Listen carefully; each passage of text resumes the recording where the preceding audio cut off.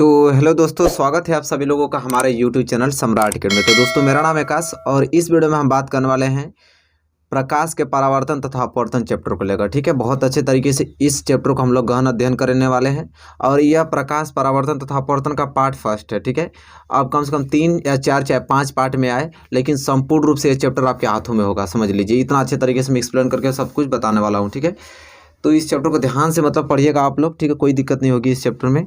और इस वीडियो को शेयर भी कर दीजिए ताकि जितने लोग आपके हाई स्कूल में हैं, जो पढ़ रहे हैं हाई स्कूल में, जो 2022 की एग्ज़ाम देने वाले हैं, वो अच्छे तरीके से इसको बढ़िया से पढ़ के और अच्छे से एग्ज़ाम दे पाए। ठीक है, तो चलिए इस चैप्टर को पढ़ते हैं, प्रकाश परावर्तन तथा अपवर्तन को।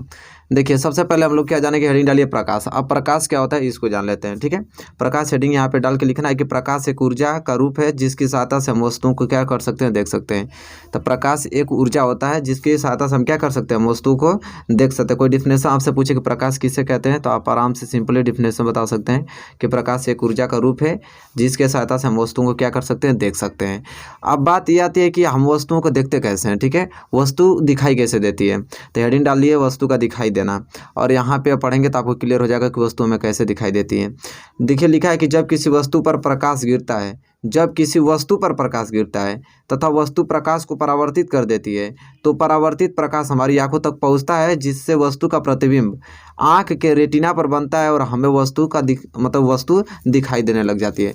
मतलब ये कह रहा है कि जब किसी वस्तु पर, मतलब कि पहले क्या है कि कोई वस्तु जब हम देखते हैं तो जो प्रकाश होता है वो पहले वस्तु पर पड़ता है। ये क्या है, वस्तु। मान लीजिए ये कोई वस्तु है, तो वो अगर इस यहाँ पे मैं आँख बना लेता हूँ ताकि आपको अच्छे तरीके से क्लियर हो जाए। ये आँख है, ठीक है, क्लियर हो गया।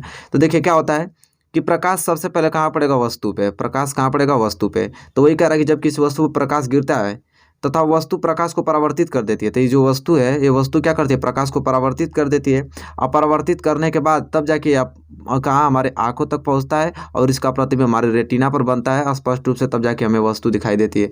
तो आपको क्लियर हो जाना चाहिए कि कोई भी वस्तु हम देखते हैं, कोई भी वस्तु देखते हैं तो सबसे पहले प्रकाश हमारे उस वस्तु पर पड़ती है, वो ऑब्जेक्ट इसको रिफ्लेक्शन कर देता है, फिर हमारे आंखों तक आता है और हमारे रेटिना पे इसका प्रतिबिंब बनता है, तब जाके हमें वस्तु दिखाई देती है। ये मत कि पहले प्रकाश हमारी आंखों तक आता है तब वस्तु दिखाई देता है, ऐसा नहीं। वस्तु पे पहले प्रकाश जाता है, इसके बाद वस्तु इसको परावर्तित करके हमारे आंखों तक पहुंचाती है, इसके बाद हम इसको देख पाते हैं। तो यहाँ क्लियर हो गया होगा कि वस्तु का दिखाई देना कैसे, मतलब वस्तु कैसे दिखाई देती है। इसके बाद क्लियर हो गया। फिर इसके बाद हेडिंग आती है प्रकाश की किरण। ठीक है, अब नेक्स्ट हेडिंग डालिए प्रकाश की किरण। अब प्रकाश की किरण किसे कहते हैं, तो प्रकाश का सरल रेखीय पथ प्रकाश का किरण कहलाता है। कोई पूछेगा प्रकाश की किरण किसे कहते हैं, तो प्रकाश का सरल रेखीय पथ प्रकाश का किरण कहलाता है। जैसे प्रकाश सीधी रेखा में जा रही है, तो देखिए प्रकाश का सरल रेखीय पथ ये क्या कहलाता है, आपका प्रकाश की किरण कहलाता है। तो ये छोटा डिफिनेशन लेके पूछ लेता है प्रकाश की किरण किसे कहते हैं, तो आप बता सकते हैं कि प्रकाश का सरल रेखीय पथ प्रकाश का क्या कहलाता है, किरण कहलाता है। ठीक है, तो यहाँ तक ये भी हेडिंग क्लियर हो गई होगी आप लोगों को अच्छे तरीके से कि प्रकाश की किरण किसे कहते हैं। इसके बाद चलिए पढ़ते हैं। इसके बाद हेडिंग आपका है किरण पुंज। क्या है हेडिंग, किरण पुंज। आइए जानते हैं किरण पुंज किसे कहते हैं। प्रकाश की किरणों का समूह किरण पुंज कहलाता है। प्रकाश की किरणों का समूह जो है वो क्या कहलाता है, किरण पुंज कहलाता है। यह 3 प्रकार का होता है। किरण पुंज कितने प्रकार का होता है, 3 प्रकार का। पहला आपका समांतर किरण पुंज। पहला क्या होता है, समांतर किरण पुंज। अब समांतर किरण पुंज किसे कहते हैं कि सभी किरणें एक दूसरे के समांतर होती है। जब प्रकाश की किरणें, सभी किरणें एक दूसरे के क्या होने लगती हैं, समांतर होने लगती हैं, तो उसे समांतर किरण पुंज कहते हैं। ठीक है, इस प्रकार आप बना लीजिएगा फिगर ताकि आपको क्लियर हो जाए कि यहाँ पे प्रकाश की किरणें सब क्या जा रही हैं, समांतर जा रही हैं। जब प्रकाश की किरणें जब दिखाई देने लगे समांतर, तो उसको कहते हैं समांतर किरण पुंज कहते हैं। ठीक है, तो ये तो आपका पहला किरण पुंज हुआ। इसके बाद दूसरा क्या होता है, अभिसारी किरण पुंज। क्या होता है, अभिसारी किरण पुंज। अब चलिए जानते हैं कि अभिसारी किरण पुंज किसे कहते हैं। तो अभिसारी किरण पुंज, विभिन्न दिशाओं से आती हुई किरणें एक बिंदु पर मिलती हैं।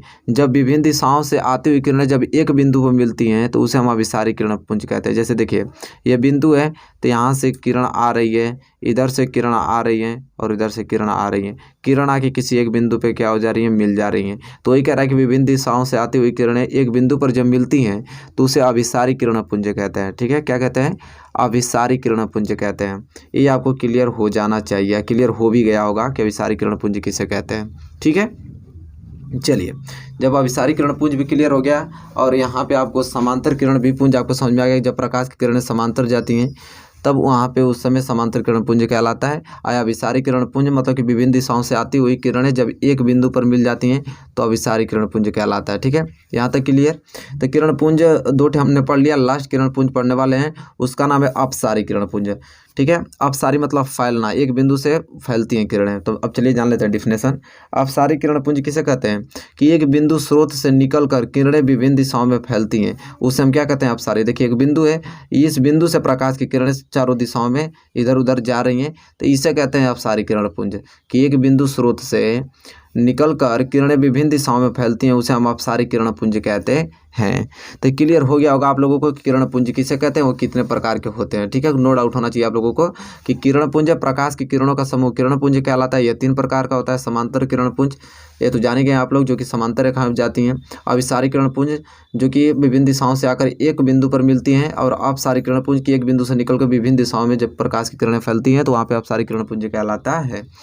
तो ये सारी चीज़ें हैं किरण पुंज। यहाँ पर आप लोगों को ये जो टॉपिक है किरण पुंज वाली क्लियर हो गया होगा। चलिए नेक्स्ट टॉपिक पढ़ते हैं इसके बाद वाली। चलिए इसके बाद जो हेडिंग डालना है आप लोगों को, वो डालना है प्रकाश का पारदर्शक। ठीक है, नेक्स्ट हेडिंग का डालना है प्रकाश का पारदर्शक। अब ये क्या होता है प्रकाश का पारदर्शक? तो ऐसा द्रव्य जो अपने में से प्रकाश को सरलता से गुजरने देता है, पारदर्शक माध्यम कहलाता है। कह रहा है कि एक ऐसा द्रव्य जो अपने में से प्रकाश को क्या कर दे, आर पार निकाल दे। ठीक है, वो क्या कहलाता है? पारदर्शक माध्यम कहलाता है। जैसे पानी, कांच, ठीक है, ये सब क्या है? ठीक है, ये इसमें से प्रकाश की किरणें सरलता से आर पार हो सकती हैं। ठीक है, पानी में देखते हैं, ठीक है, पानी में प्रकाश की किरणें आराम से आर पार हो जाएंगी, कांच में भी हो जाएगा। ठीक है, लेकिन एक कांच में जो होता है उसके पीछे लेप लगा देंगे तो नहीं हो पाता, लेकिन लेप को हटा दें तो इधर की चीज़ें उधर दिखाई देंगी, उधर की चीज़ें इधर दिखाई देंगी, मतलब कि उसमें प्रकाश की किरणें आसानी से गुजर सकती हैं। तो ये कह रहा है कि प्रकाश का पारदर्शक किसे कहते हैं? तो ऐसा द्रव्य जो अपने में से प्रकाश को सरलता से गुजरने देता है, पारदर्शक माध्यम कहलाता है। तो आपको क्लियर हो गया होगा। ठीक है, पारदर्शक माध्यम किसे कहते हैं? जिसमें प्रकाश की किरणें आसानी से गुजर सके। ठीक है, वो क्या कहलाता है? पारदर्शक, जिसमें प्रकाश की किरणें आर पार हो जाएं। तो क्लियर हो गया, जैसे में पानी, कांच हुआ। ठीक है, तो यहाँ पे प्रकाश का पारदर्शक भी क्लियर हो गया। इसके बाद वाली हेडिंग पढ़ते हैं। इसके बाद हेडिंग डालिए प्रकाशिकीय, ऑप्टिक्स। ठीक है, अब प्रकाशिकीय किसे कहते हैं वो जानते हैं।